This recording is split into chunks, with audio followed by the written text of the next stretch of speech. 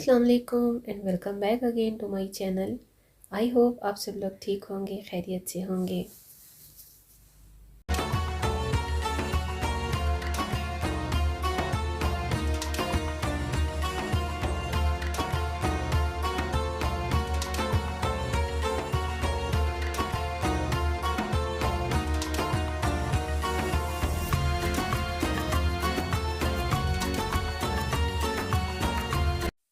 आज के व्लॉग में मैं किसी टॉपिक को तो स्पेसिफ़िकली कवर अप नहीं कर पाऊँगी, लेकिन आज का व्लॉग बहुत ही स्पेशल होने वाला है क्योंकि अल्हम्दुलिल्लाह रमज़ान मुबारक जो है वो स्टार्ट होने वाले हैं।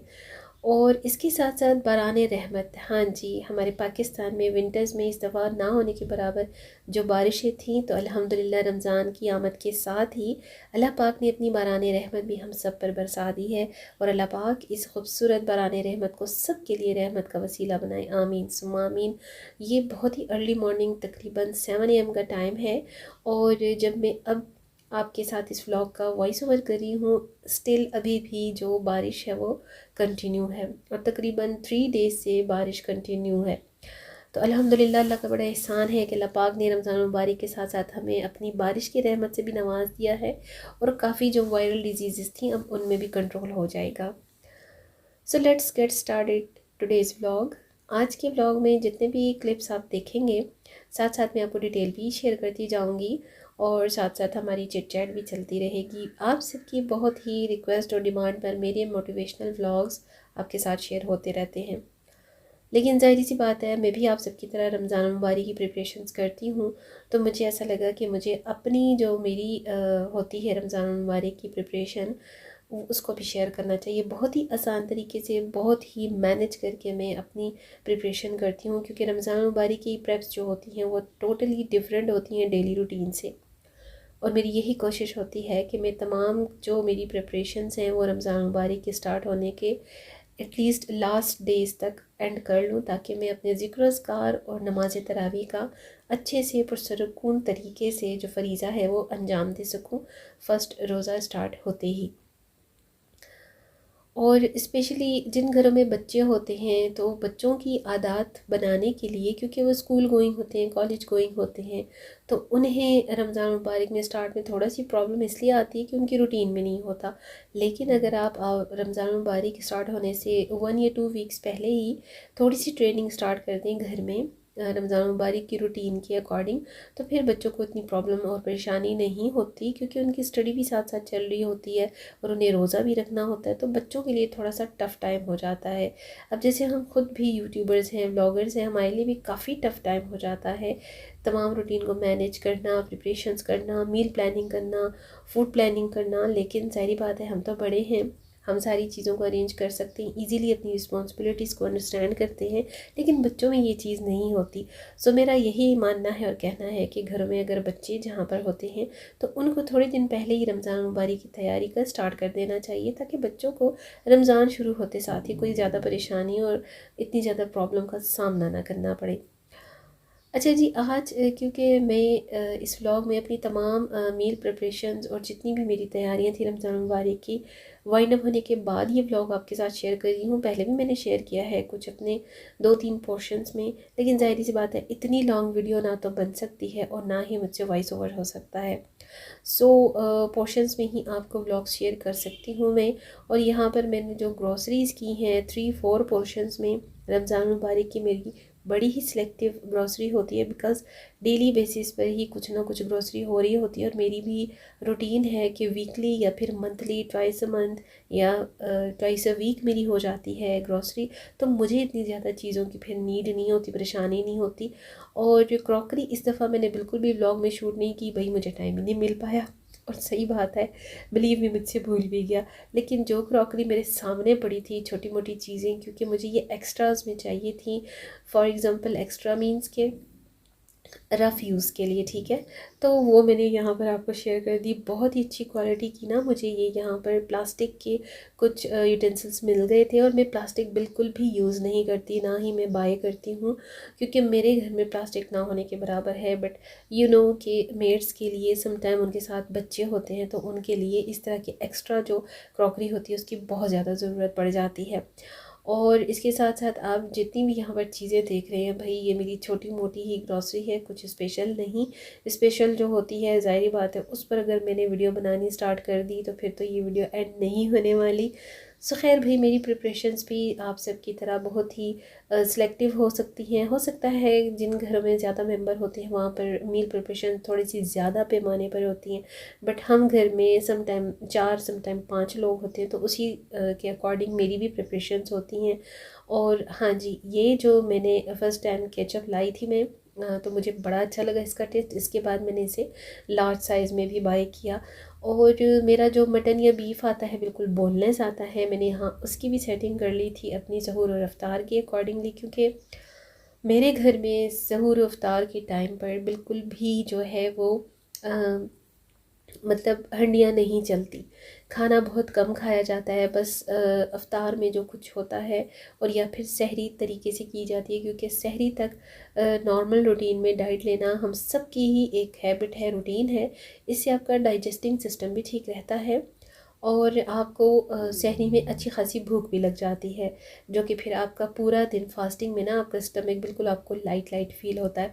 और मैं इस वीडियो में जितनी भी आपको मील प्रेप्स बता रही हूँ ना, सेम टू सेम यही चीज़ें होती हैं हमारी सहर व अफ्तार में, और बेसिकली अफ्तार में होती हैं। और क्योंकि जो मार्केट के आइटम्स होते हैं बहुत कम होते हैं, बेकिंग भी मैं खुद ही कर लेती हूँ और जब कोई मूड होता है तब की जाती है। अदरवाइज़ रमज़ान मुबारक में बेकिंग भी बहुत कम होती है, खाया ही नहीं जाता इतना। पता नहीं लोग कैसे इतना ज़्यादा बेयर कर लेते हैं, या हर किसी को यही होता है कि भाई रोज़ा होगा, भूख लगी होगी तो ये भी बना लो वो भी बना लो। लेकिन ट्रूली स्पीकिंग हमारे घर में होता नहीं है। मैं भी बड़े शौक़ से हर चीज़ बनाती हूँ, लेकिन फिर खाई नहीं जाती। तो ज़ाहिर बात है रिस्क का भी ज़िया है और वक्त का भी ज़िया है। तो सोच समझ कर आप अपना मील प्रिपरेशन किया करें। रमज़ान मुबारक की जितनी भी मील आपको मैनेजमेंट करनी हो तो अपने एक लिस्ट बना लिया करें, उसके हिसाब से किया करें। अब मैं यहाँ पर करी पेस्ट अपना बना रही थी। अगर इसकी प्रॉपरली कोई आपको रेसिपी मेरी चाहिए तो आप लोग मुझे डिस्क्रिप्शन बॉक्स में कमेंट में बताइएगा, फिर मैं आपको नेक्स्ट किसी ब्लॉग में ज़रूर इसकी रेसिपी भी शेयर कर दूँगी। करी पेस्ट, धनिया पुदीना की चटनी, जिंजर गार्लिक पेस्ट और शामी कबाब, इसी तरह से चिकन शामी कबाब, ये सारे जो मेरे मेन इंग्रेडिएंट्स होते हैं मेरी रमज़ान मुबारक के मील और फूड प्रिपरेशंस में ऐड होती हैं, क्योंकि यही मेरे घर में सबसे ज़्यादा फेवरेट हैं और चलते हैं। तो इन सब पर ही मेरा फोकस होता है, इन सब पर ही मेरी बहुत ज़्यादा टाइमिंग लग जाती है। तो कोशिश आप भी यही करें कि जो सिलेक्टेड आर्टिकल्स हैं, जो सिलेक्टेड आइटम्स हैं, उन्हीं पर आप फोकस करें। तो इसके बाद शामी कबाब भी मैंने बना लिए, चिकन शामी कबाब भी मैंने प्रेप कर लिए थे, और इन सब को क्योंकि मैंने फ्रीज़ करना था तो इन सब के लिए भी मुझे टाइम चाहिए होता है। अच्छा जी, इसके साथ साथ थोड़ा सा आप लोग अपने रमज़ान मुबारक के ख़ास ज़िक्र अस्कार की तरफ भी तवज्जो दीजिए, क्योंकि मील प्रिपरेशन, सहूर, अफ्तार, ये खाना पीना तो लगा ही रहता है। ज़ाहिर है पेट सबके साथ है और पेट का बंदोबस्त भी हम सभी ने करना है, लेकिन इससे पहले और सबसे जो मेन हमारा मकसद है रमज़ान के महीने का, वो है इबादत, तरावी, नमाज और तिलावत कुरान। जी हाँ, इन तीनों चारों चीज़ों पर आपने सबसे ज़्यादा फोकस करना है, ना कि आपने सिर्फ़ और सिर्फ फूड और मील पर।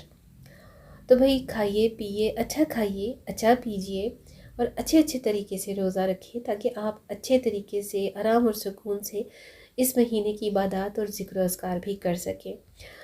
और जिस तरह से हम बहुत सारे जो काम है डेली रूटीन की बेसिस पर करते रहते हैं, बिलीव मी, आप में से बहुत सारी लेडीज़ जो जहाँ से भी मेरी इस वीडियो को वॉच कर रहे हैं वो अग्री करेंगी कि रमज़ान मुबारक की रूटीन में बिल्कुल टोटली हमारी जो घर की आम रूटीन होती है ना, डिफरेंट हो जाती है। अपनी ही एक सुरूर और कैफियत होती है।